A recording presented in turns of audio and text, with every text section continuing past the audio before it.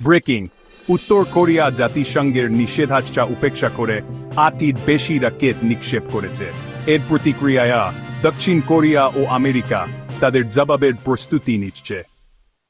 গতকাল উত্তর কোরিয়া পিয়ংইয়ং এর উত্তর পশ্চিমে সুনান থেকে 10টিরও বেশি রকেট ছুড়েছে বলে দক্ষিণ কোরিয়ার সামরিক বাহিনী জানিয়েছে। রয়টার্স জানিয়েছে এই ক্ষেপণাস্ত্রগুলো উপকূলীয় অঞ্চলের দিকে নিক্ষেপ করা হয়েছিল, যদিও এদের নির্দিষ্ট ক্ষমতা এখনও স্পষ্ট নয়। দক্ষিণ কোরিয়া এবং মার্কিন যুক্তরাষ্ট্রের গোয়েন্দা সংস্থাগুলো এই সর্বশেষ উস্কানির সঠিক বিবরণ বিশ্লেষণ করছে। এই ঘটনাটি খুবই গুরুত্বপূর্ণ, কারণ রাষ্ট্রসংঘের নিরাপত্তা পরিষদ উত্তর কোরিয়াকে ব্যালিস্টিক ক্ষেপণাস্ত্র ব্যবহার করতে স্পষ্টভাবে নিষেধ করেছে। তা সত্ত্বেও পিয়ংইয়ং এই আন্তর্জাতিক নিষেধাজ্ঞা অমান্য করছে। ওয়াশিংটন এবং সিউল করা হুঁশিয়ারি দিয়েছে।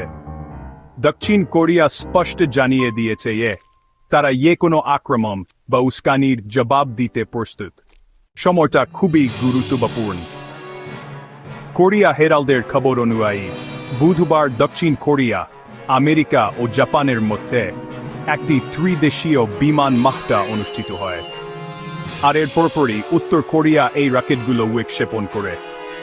এই মহড়ার উদ্দেশ্য ছিল 3 দেশের মধ্যে নিরাপত্তা সহযোগিতা বাড়ানো। আর এর প্রতিক্রিয়ায় উত্তর কোরিয়ার পদক্ষেপ ছিল দ্রুত এবং প্রত্যাশিত।